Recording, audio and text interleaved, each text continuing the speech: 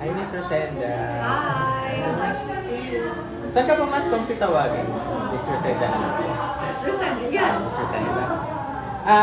Kumusta po yung experience nung nakatanggap po kayo ng Icon of Excellence Award? Actually, I was so happy. Until ngayon, hanggang ngayon, ang saya ko and I'm so grateful to have received this award. So, syempre, it's an honor.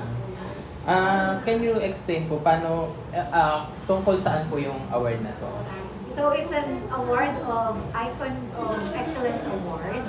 So, ha? Icon, nalutang na ako. Icon of Elegance Award. So, yun siya.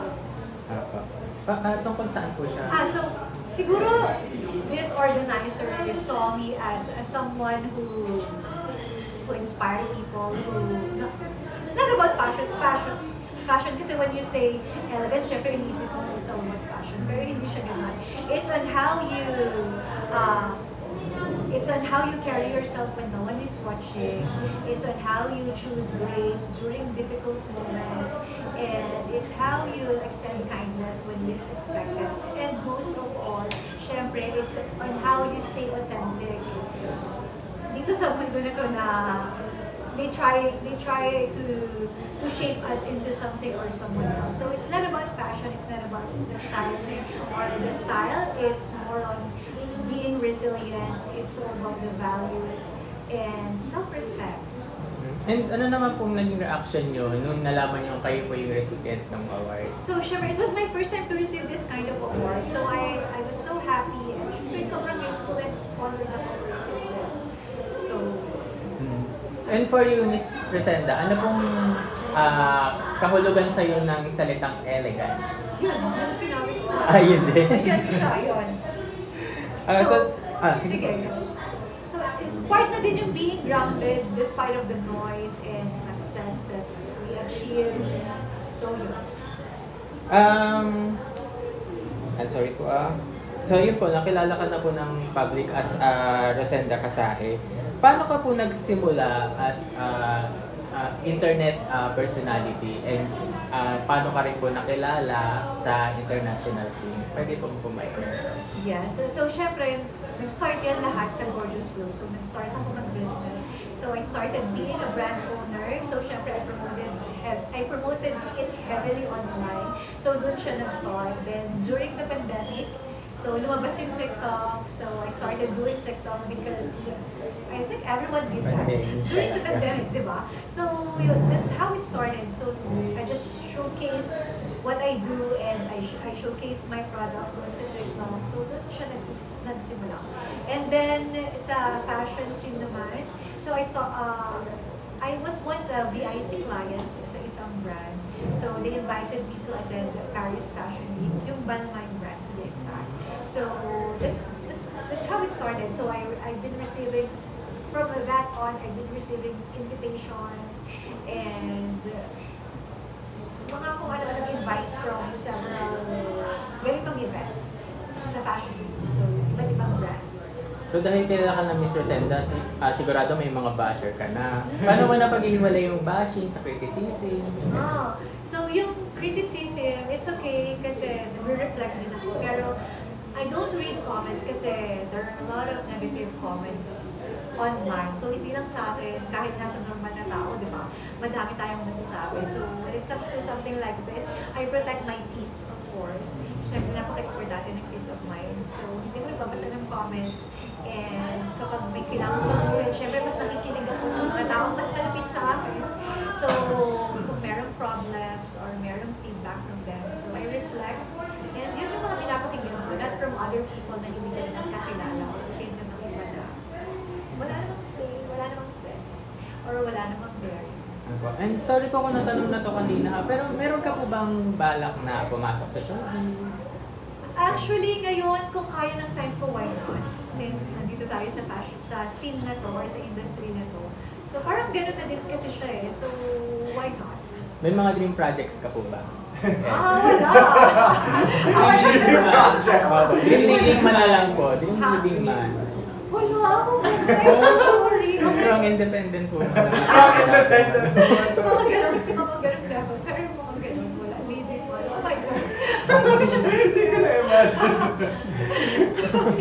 Pero Miss Rosenda, kung halimbawa hindi nabuo tong Gorgeous Glow or hindi ka kilala sa sa fashion scene or as influencer, ano po yung dream mo sana na iba pa? Actually, ito na yung dream ko eh. Ito na talaga. Oo, na Kasi maging isang nakikita. business owner, ganyan.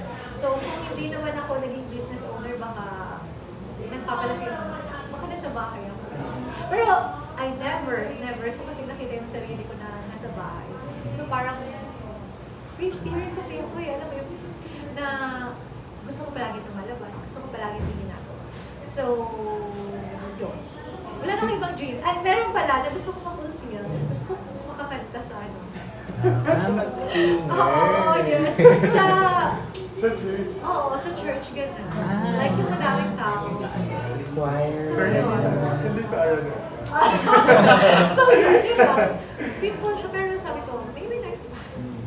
Pero Miss Rosenda, ano po yung nag-influence sa'yo or yung nag-push sa'yo na para maging buuin yung Gorgeous Glow?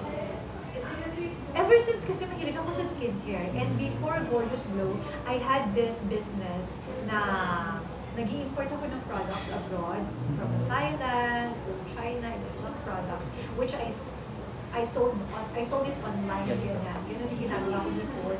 And then, parang dumating yung time na parang I need to make my own brand. Kasi nga, I love, parang, hindi naman big, pero mahilig kasi ako sa skincare talaga. So, and itong brand na to, I used it as a tool to help yung mga single mothers, single parent na magkaroon sila ng extra income because especially during the pandemic, ang nangyari, parang, syempre parang madami nag-resell, ganun. So I was able to help this kind of people and that's one of our vision.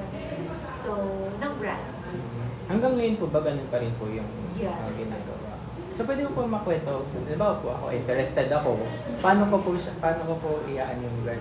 Ano po yung Paano kakaiba po- sa brand niyo po? Ano yung Kasi napakarami po compared ng to similar products in the market. We have this vision.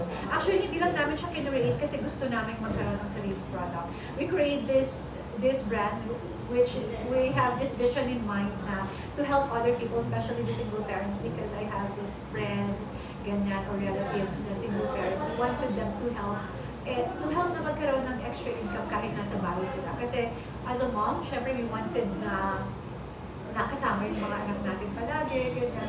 Syempre at the same time, we need to earn, na hindi lang naman kailangan na ganun kasama yung mga anak natin. So, we have this in mind na hindi lang na makaproduce ng quality products, of course, pero layo din, wow! Gusto din namin makatulong na sa mga tao na kumita ng extra income for them. Kasi syempre nowadays, it's hard to earn money. Dito sa Pinas, diba? So yun, that's the goal. Paano po siya, Miss Rosenda? Paano sila lumalapit para kung gusto nila kumita? Nagme-message sila sa'yo? Or... Yes, merong ganun. Ah, Actually, madaming ganun na nag-message. And ngayon merong mga affiliate. Gusto na yung affiliate. Ay, So, isa na rin yung paraan para kumita. And actually, before, madami kaming distributors na Yes. nag-resell din ng mga products. Pero ngayon, mas nag-focus kami sa kami yung may hawak lahat. And then, we can do affiliate still and we can still resell the product. Pero lesser na lang yung distribution. Ayun ba, pwede ka? Ayan ba. Miss Rosenda, meron po bang specific product yung Gorgeous Glow na feel mo nagre-represent sa brand niyo po? Actually, we create products that we want eh. Mm-hmm. Not just that we want and yung feeling ko kailangan ng mga babae ganyan.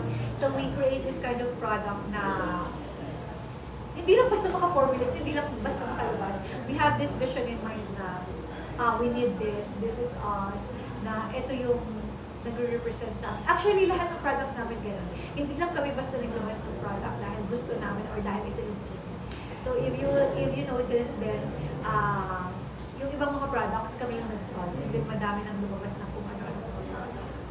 So, that's it.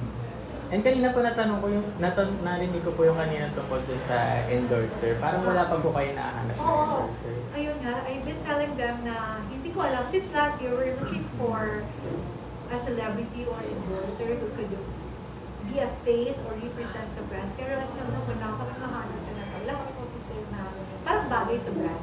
Bakit po kaya? Anong naging factor niya? Maybe because at first, hindi pa siguro time. Naniniwala kasi ako sa timing din. And then second, parang mahirap kasi yung age bracket na target ng Gorgeous Glow is 18 to 24 years old. So wala kami mahanap na swak talaga. Maybe because siguro sa image, yung iba nakuha na siguro, or yung wala kami mahanap na sabi ko na swak talaga na kasi we're looking for someone who could inspire people, not just who have this beauty face or sexy or magandang skin. Hindi ganun kasi yung namin.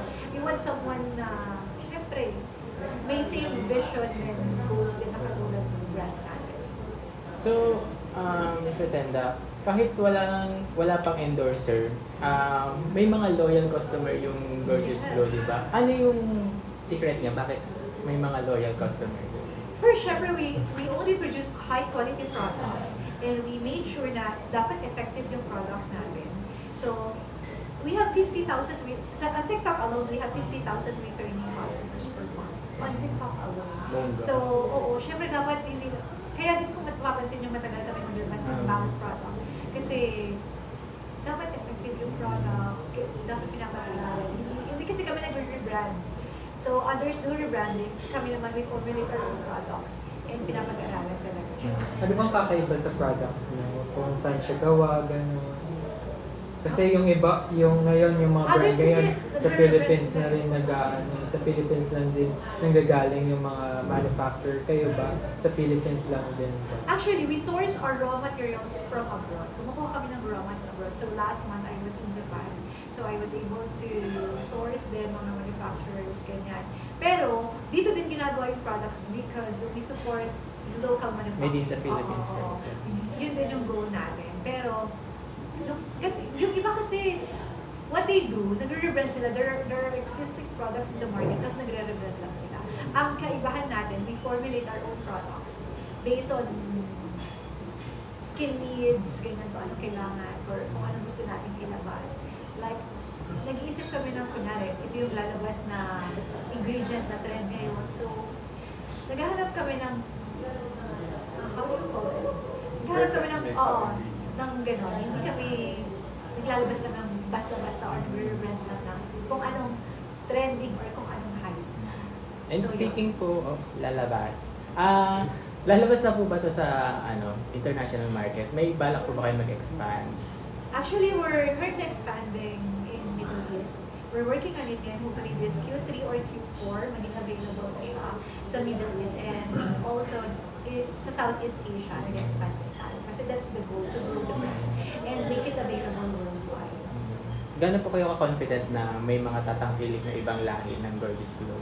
I'm very confident because, as I've said a while ago, on TikTok alone, we have 50,000 customers, returning customers on TikTok alone. And we produce high-quality products only and we source high-quality materials only. So, syempre, may tatangkilik at may tatangkilik. And we're making a different brand, a different, ang tawag dito, variation, tama ba? Variation na babagay sa mga skin types o ng mga nasa oil. Siyempre, what we have here is based on our skin types, Asian skin types, ganyan. Yung pag-invite mo po dun sa Dubai and sa iba pa pong fashion show, paano mo po basta ipopromote yung product mo po? Actually, hindi ko siya masyadong napopromote kapag nasa abroad ako. Ang nakukuha ko sa pagsali sa mga fashion week are connections, engagements, yung mga conversation na ganito. Like, I was able to mingle to different kind of people on how they do the business and how they do the marketing. I was able to apply it sa business ko. So, yun yung pinaka-important. And Sino bang mga namit mo na sa fashion week? Madami! Like, madami mga international influencers sila. So, I was able to see them, iba na ko sila. Madami! may mga A-lister ba na pong nakakatabi, Yes, nakakasalaw? oo, madami. Pwede pong mag-name ka. Madami sila, Bella Hadid. Ah. I was able to mingle with madami talaga. As in, yung iba, I'm not good sa names, pero ang dami kong namit na A-list. Sa mga local artists, may nakamit ka na rin and na-communicate na rin or naging friends?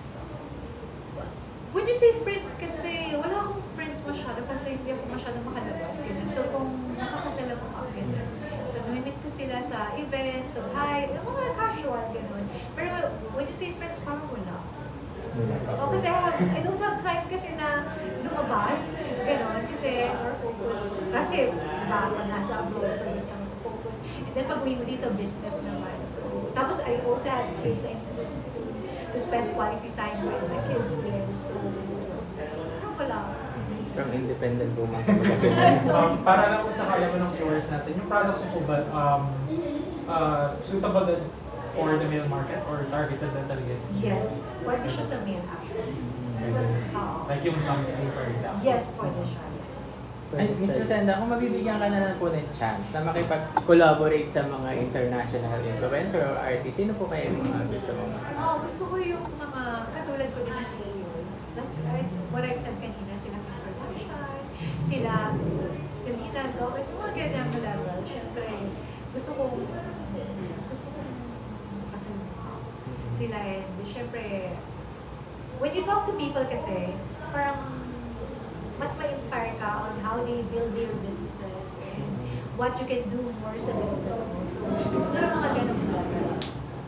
So may po ba, matatawag mo na yung sarili mo na successful? Nahihiya ako nung sagutin. Nahihiya ako nung sagutin, pero that's how people see me. Pero kasi meron pang mga bagay na personal na gusto ko pang ma-achieve para mas masabi ko na successful ako. Pero yun.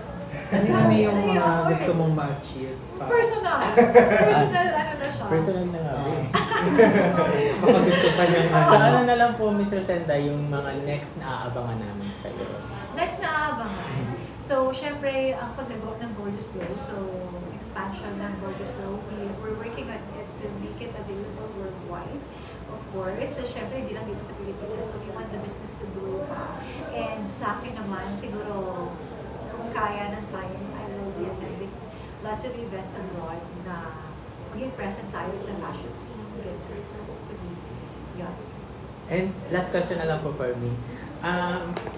Mr. Senda, ano po yung beauty ritual mo? Ba't wala ka pong pores? Pero yun, katulad ng sinabi ko kanina kasi na-realize ko na yung pag-inom ng water. Water talaga. It's very essential and it really gives you that supple skin. Kasi tamad ako uminom ng tubig, tamad ako kumuha ng water, ganyan. So there was a time I was in Europe, I was in Paris actually, tapos super ang pakit ng skin ko, yung makeup, hindi siya parang kumakapit. Tapos sabi ng makeup artist, oh my God, your skin is so dry. Kahit anong moisturizer yung ilagay niya, wala. Tapos sabi niya, did you drink water, ganyan. So yun, that's the time I realized na is very essential talaga. Kala ko before M&M lang yun. Ayaw ko magsabi ng skincare, pero totoo pala siya. So yun. Water is like that. Oo! So yun. Thank you. Thank Thank you you so much.